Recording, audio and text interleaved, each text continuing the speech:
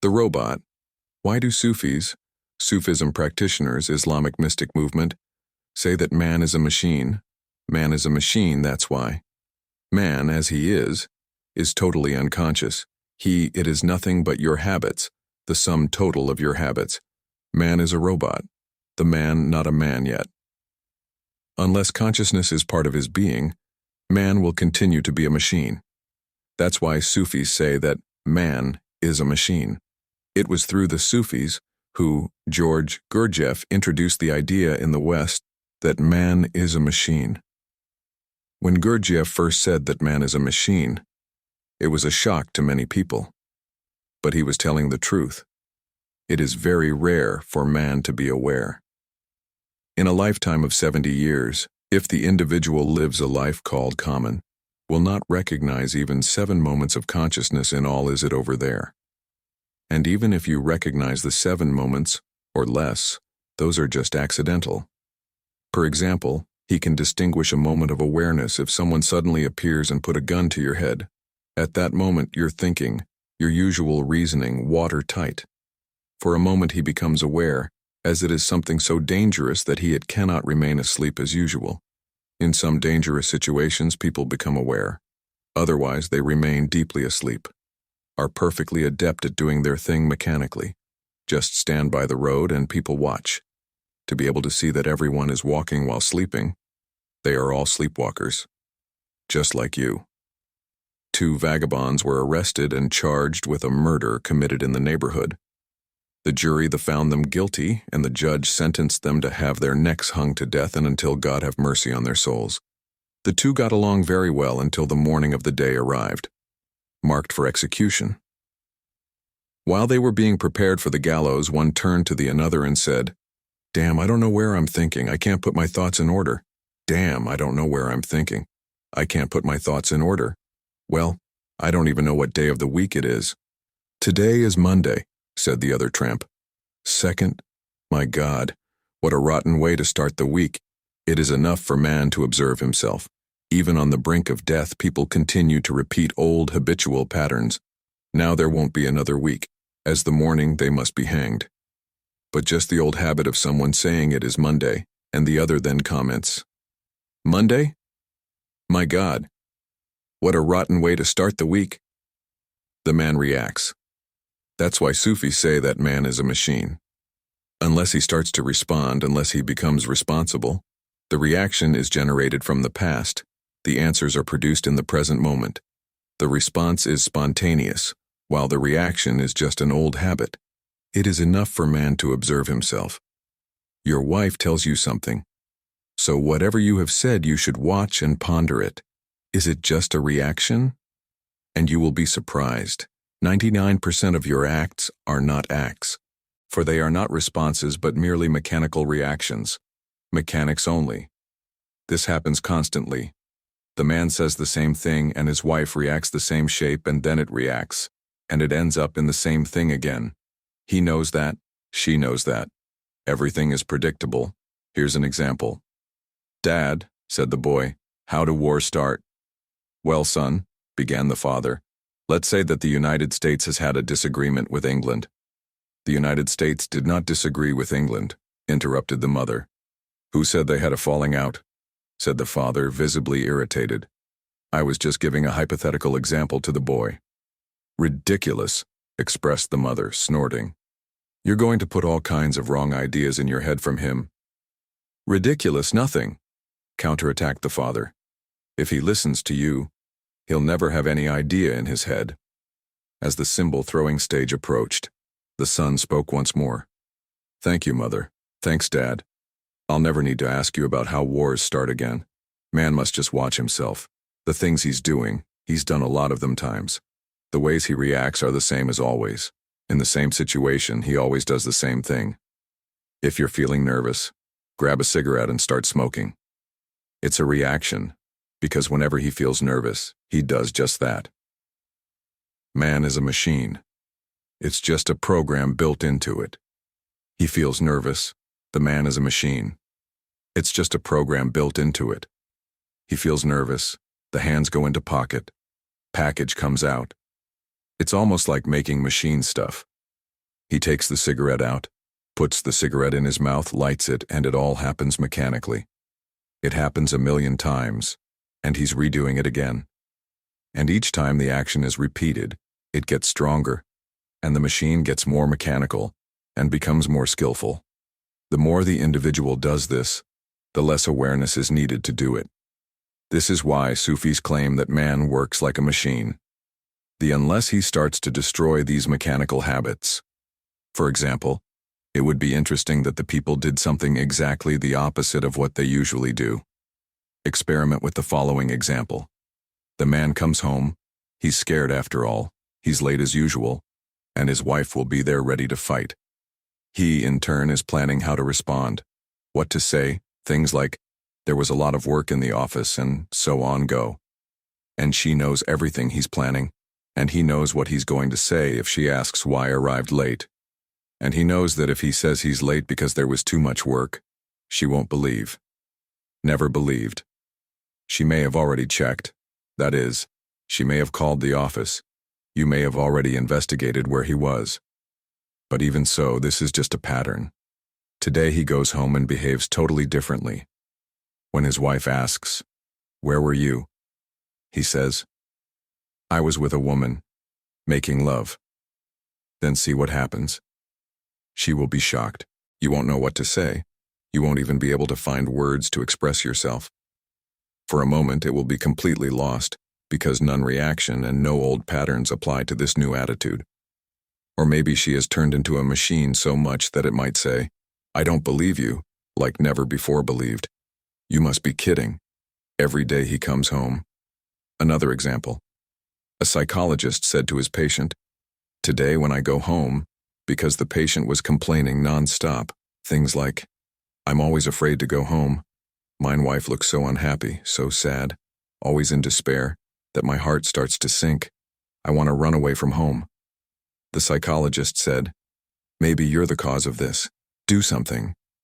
Today bring your wife flowers, ice cream, and candy, and when she opens the door, give her a hug and a good kiss.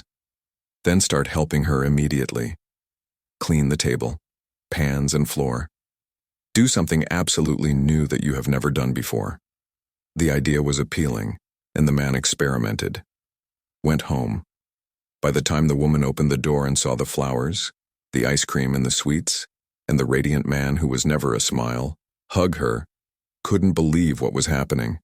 It went into total shock, and had to look again, and when he kissed her, and then he started cleaning the table, and he went to the sink and started doing the dishes, the woman started to cry. When he left the kitchen, he asked her, "Why are you crying?" She answered, "You are crazy.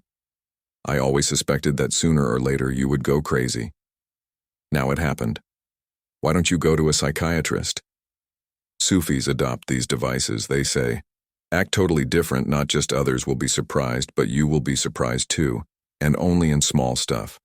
For example, you tend to walk quickly when you're nervous, so don't walk fast, go very slowly, and watch. You'll be surprised how weird this is, and your mind, fully mechanical, will soon say, "What are you doing? You never did that." And when walking slowly, you'll be surprised that the nervousness disappears because you've introduced something new.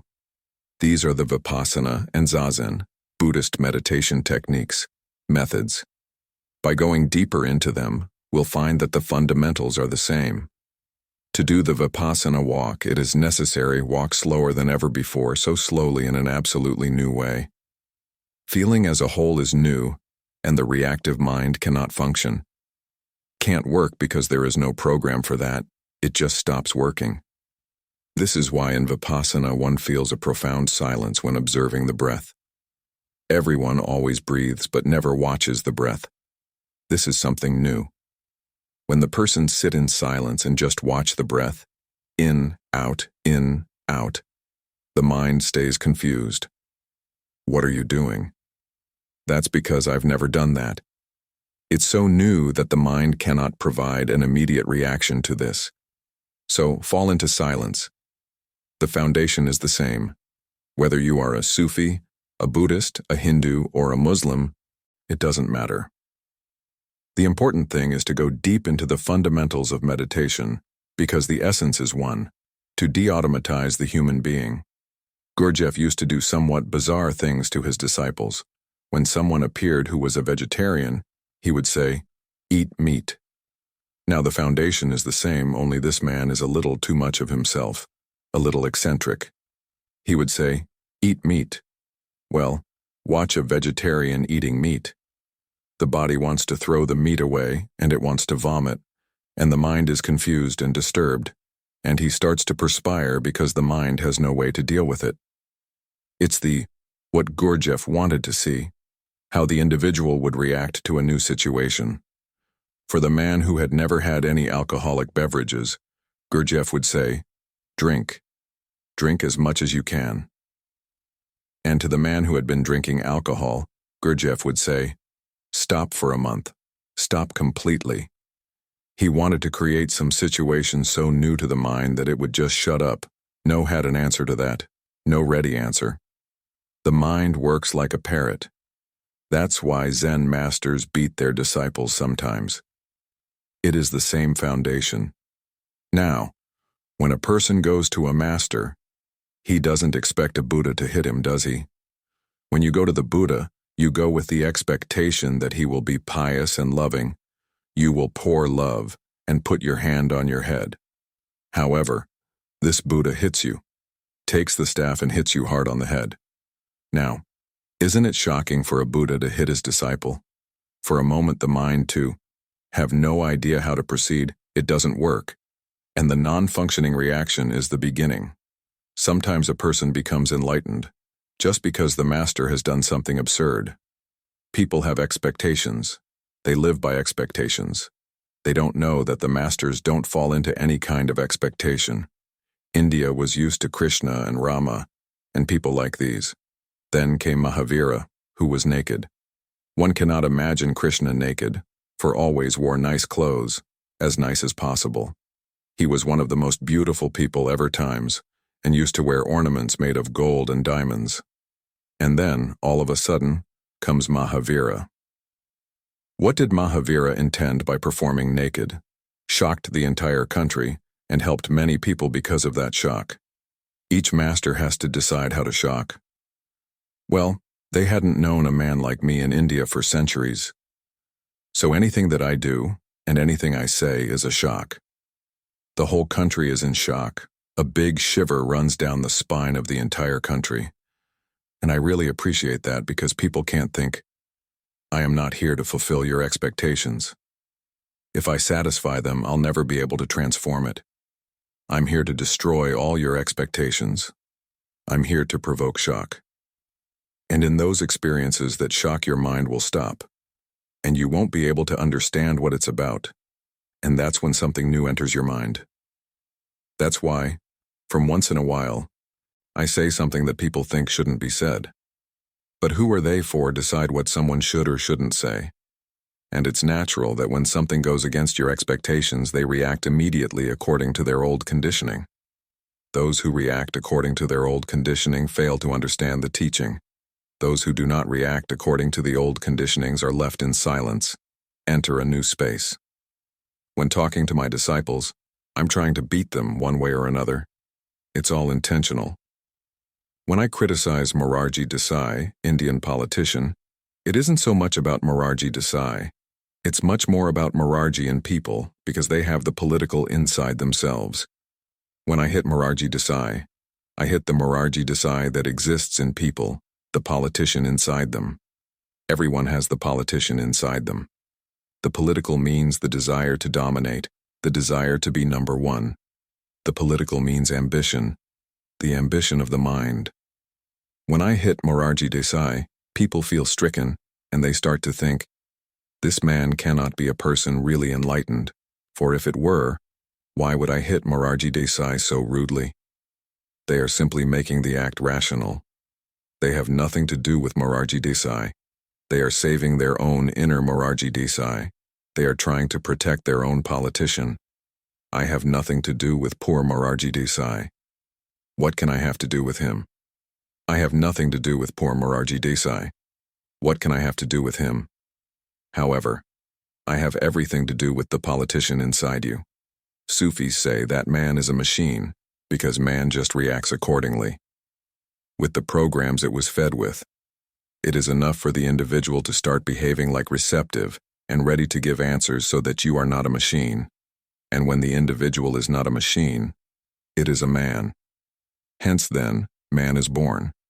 Look, stay alert, observe, and continue to let go of all reactive patterns within you.